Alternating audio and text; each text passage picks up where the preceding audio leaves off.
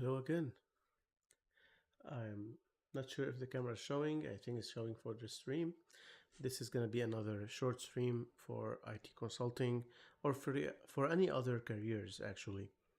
I saw this question online where somebody was concerned that when applying to a new job, they might get asked about why did they leave their old job after staying there only for a few months, even though they did the research and everything about their current job, and they had to leave. They couldn't last there.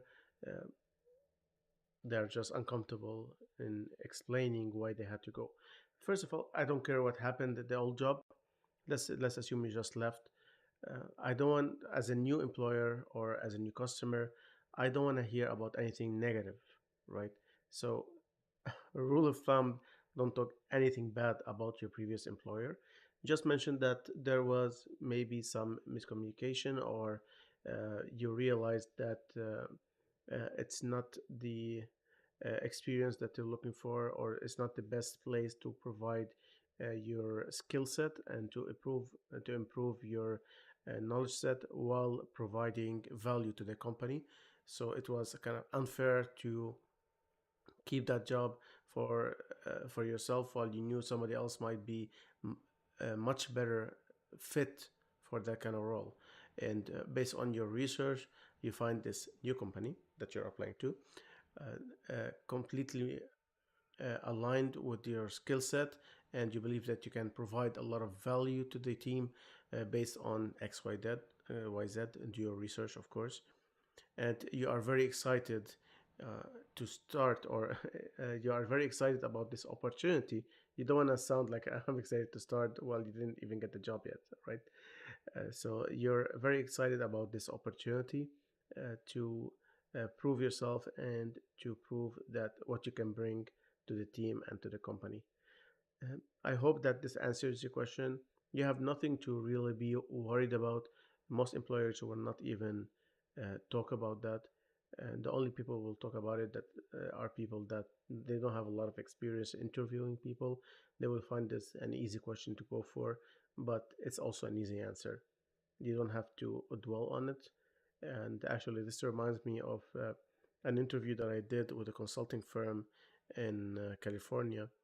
This was at the start of my consulting career, and things were tough back then. A few things happened at the same time, which I found life to be really hard at that moment.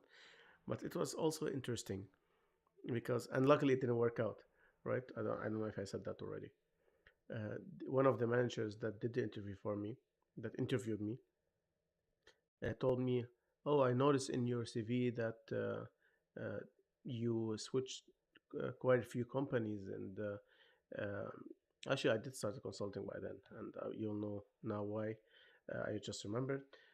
Um, so I see that you switched quite a few companies in the last 2 years or so. Um, don't you think this is a problem? Should we be concerned? Something along those lines." And my answer was pretty short and sweet. Well, I'm a consultant, and these were all contracts they did.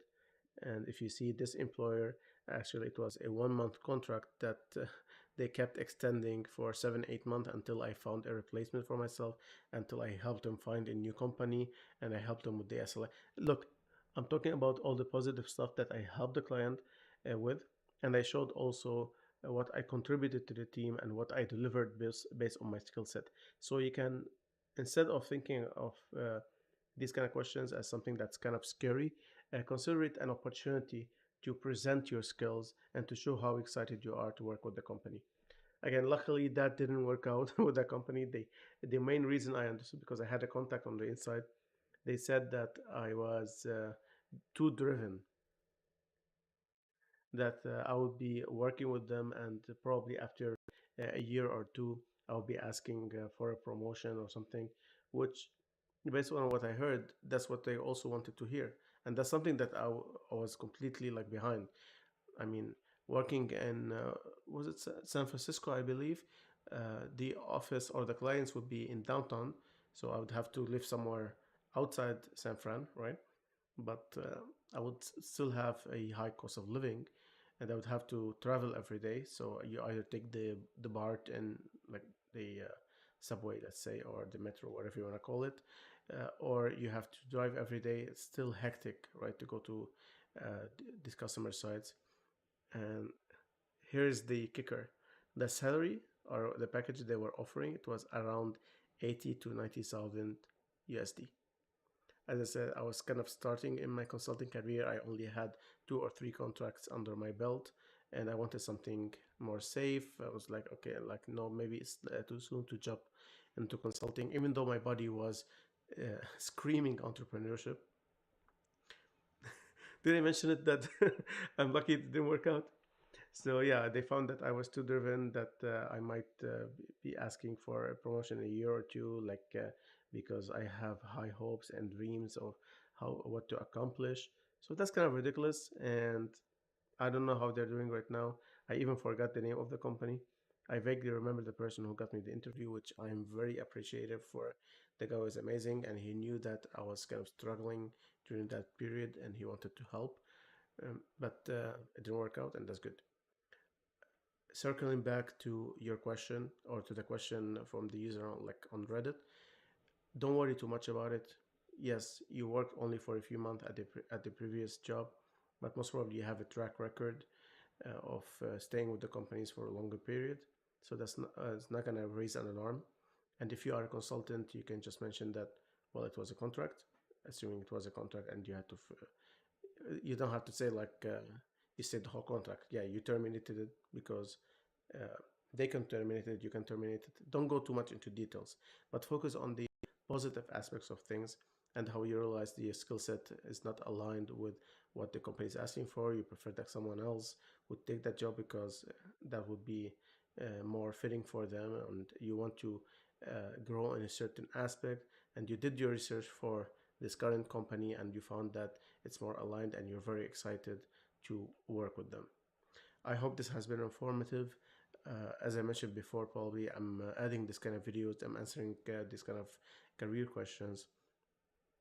I should probably add in the beginning the degrees that I have, which is in engineering and in business, and my work as an IT consultant, to provide some kind of credibility.